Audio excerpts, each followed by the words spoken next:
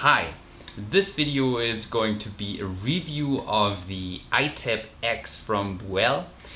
This device claims to help you to bottle beer with minimum losses. We'll talk about how to set it up, compare it to our previous solution, a DIY beer gun, tell you what all the buttons on the device do, and give some best practices for operation.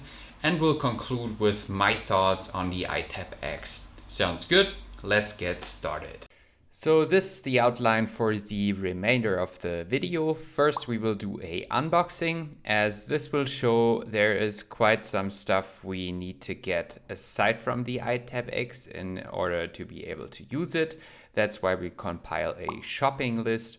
I will tell you how we bottled beer before we had the iTap X. That's called the old way. This is, I think, cool because then you can really appreciate what the iTap X can do for you. We will talk about how to build a mount. We will talk about what you need to do in preparation before you can actually start bottling.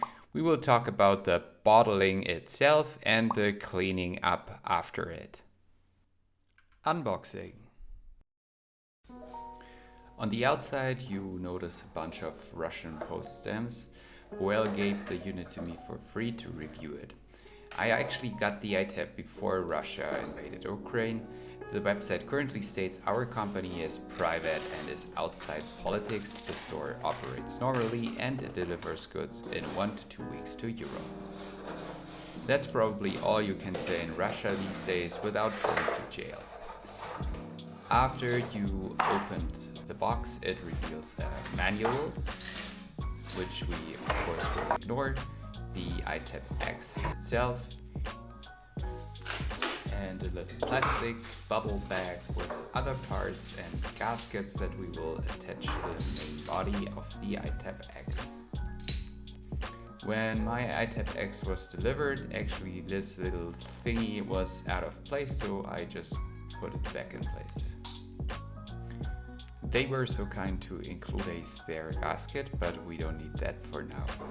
Then this just slots over here. This is done. And now you have two more connections in the end and one big one. The small ones are pretty easy to install, they just snap in. One is for draining excess beer and the other one is for connecting CO2. And the probably most important one is the remaining one, where we need this part.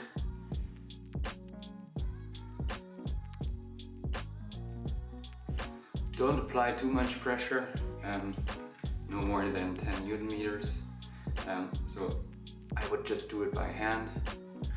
Then this is the screw where you will actually attach the iTap X to a wall.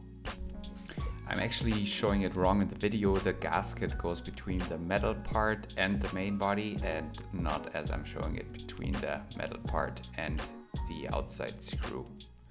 But this is the last step, and after you tighten this down, you can attach a beer hose to it. This, ladies and gentlemen, is the final setup of the iTap X without any hose attached. Which brings us to the shopping list. Essentially, for any of the three connections the iTap X has, you need to get one hose or line. That's one beer line, one CO2 line, and one generic hose for the excess beer.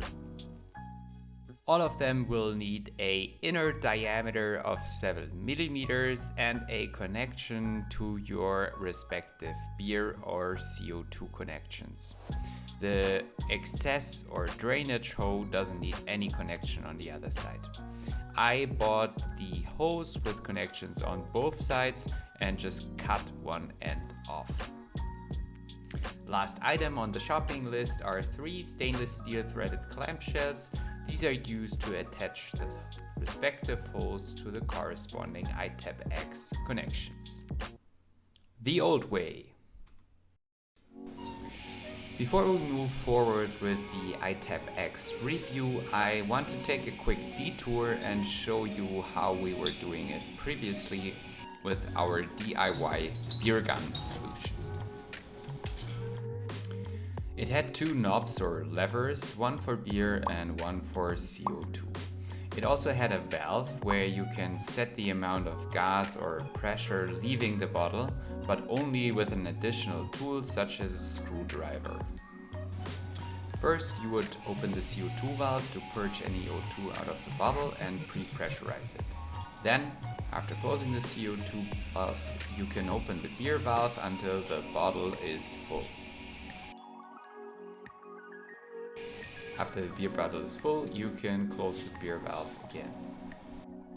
This kind of process has a bunch of downsides. First, you have to hold the beer gun down at all times. The bottle is standing on its own, so to secure it, we placed it in a crate, but this again blocked our view.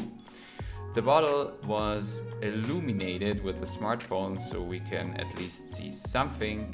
And the depressurization after the bottling was done was not smooth, but that is very abrupt.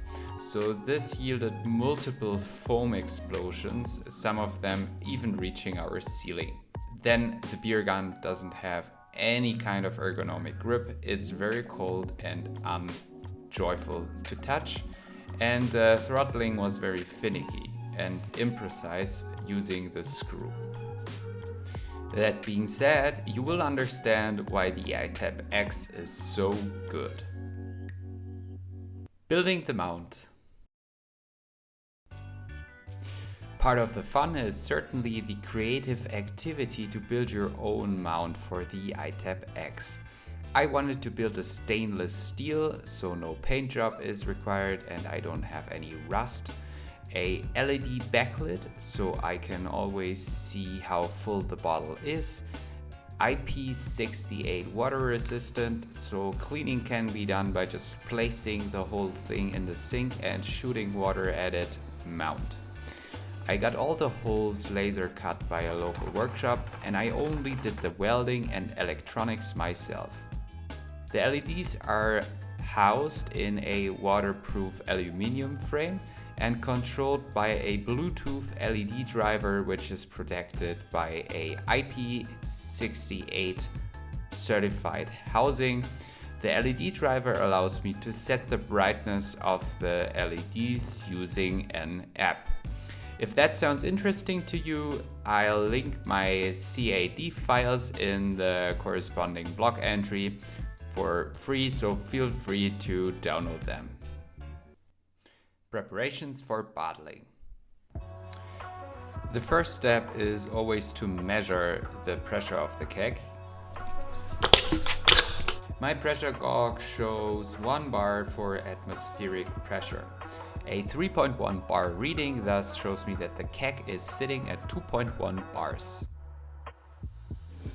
Next, I recommend to clamp your iTap into place in case it's mounted on a stand. My CO2 line pictured on the left is actually not removable since it has hard connected connectors on both ends of the tube. On the right side, we slide in the shorter tube for the excess beer or foam that will come out when we are bottling.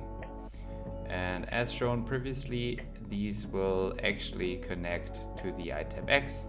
So on the left side on the picture of the iTap X, you have the connector for excess beer, which makes sense since the throttling valve is there.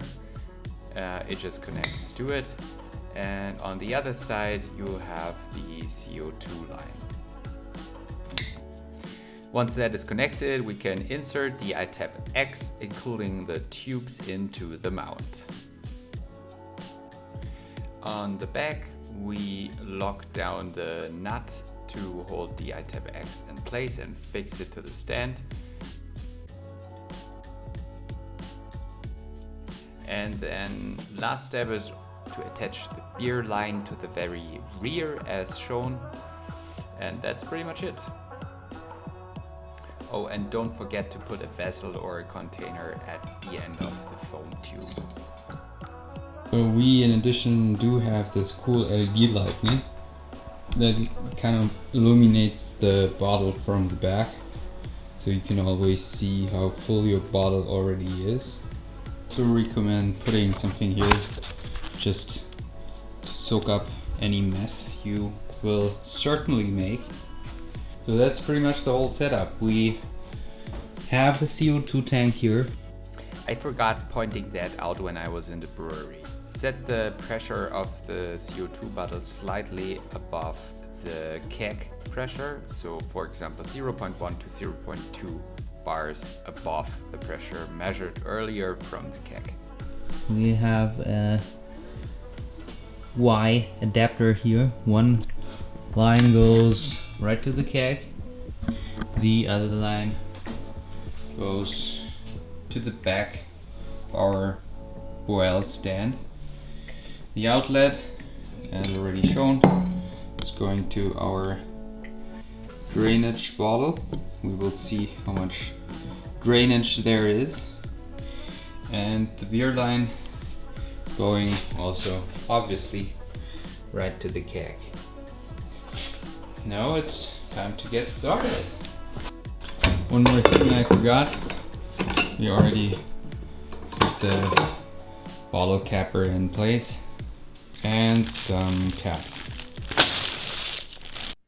Now we're ready to bottle. So you put in the bottle, then this thingy is the spoon, as they call it in the manual, is to tighten the beer bottle against a, actually, let me show you that, against this rubber.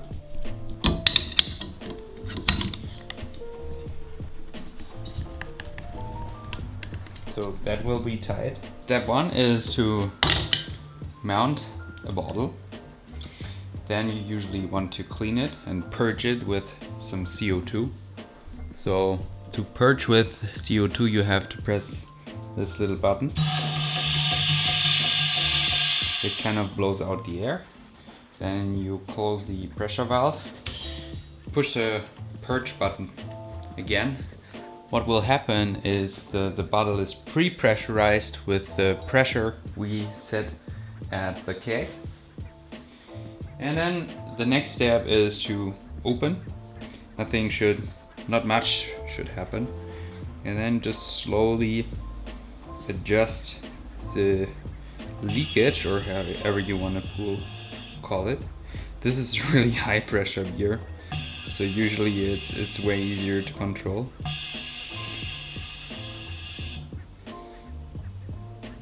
And if you're done, you just open this. Let this still at the slightly open position, and as soon as you hear that there is not much pressure difference anymore, you can completely open it and then remove the bottle. See, there is not much pressure or foam, and simply cap it. Let's see it again from a slightly more zoomed in perspective. First, mount your bottle and tighten the spoon. Purge out any O2 with the red purge button. Close the valve and pre-pressurize the bottle. And then just pull the upper lever to fill the bottle with beer and adjust the valve on the right so that there is just a little bit of CO2 going outwards. And let it sit at that position so the bottle can slowly reach atmospheric pressure. As soon as you hear that there is not much going on, completely open it.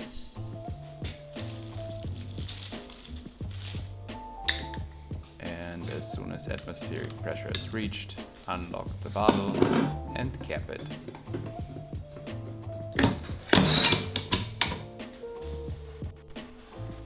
This footage hopefully convinces you that some lighting behind the bottle is actually pretty cool. you see the CO2 and pre-pressurization, and then it's perfectly visible how much beer there already is in the bottle.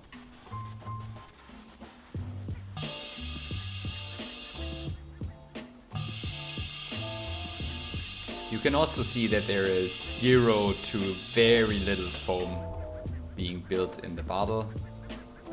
That the foam is actually creating when the valve is opened, and then it kind of converges and not much new foam is formed.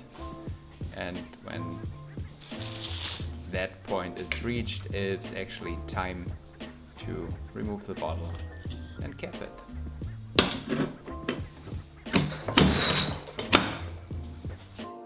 And the iTap also works for other bottles. Compare this one to this one. It's like two completely different bottles. This is 0.3 liters, this is 0.5 liters. And they're different in height, different in diameter. The only thing that's important is that the top you see here is the same as it attaches essentially here, so that's where the iTap grips the bottle.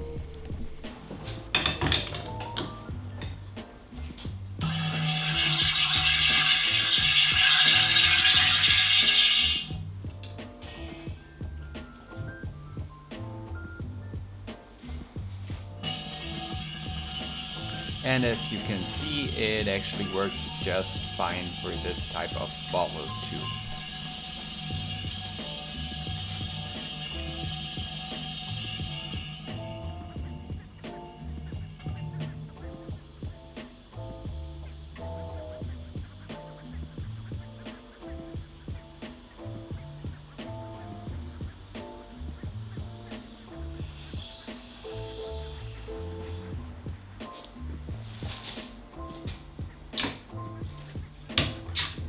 So these are all the bottles I bottled so far. It's 910 times 0.3 liters, so it's 3 liters, and 2 times a half a liter, so it's exactly 4 liters. And I've put all the losses in this measuring glass, and let's call it 0.2, and we have 4 liters, so that's roughly 5%. And as I said, that's a very high pressure beer, so it's maybe also due to my personal qualifications. I think you can get way less, and I actually got way less on other beers, but just that's kind of worst case. So 0.2 liters of losses for 4 liters of beer. Cleaning. To wrap up, let me show you how my cleaning process looks like. After pulling this thing off, I just give it a little water from all sides.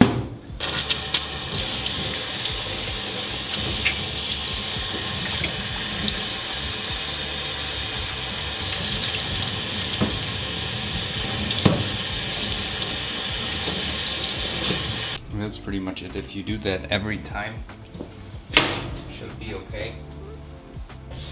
I think one day I will simply disassemble all of that. You can easily do so by just unscrewing this.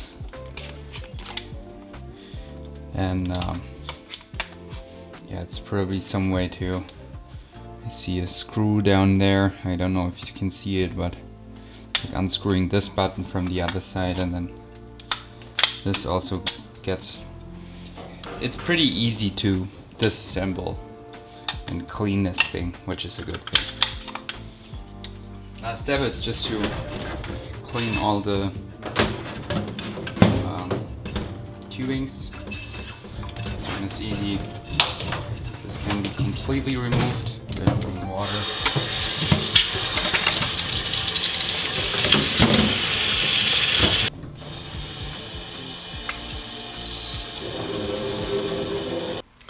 And that concludes the review of the iTap X from Boel. If you have any thoughts, please put them in the comments below. If you like this video, please like and subscribe, and hopefully see you in the next one. Cheers!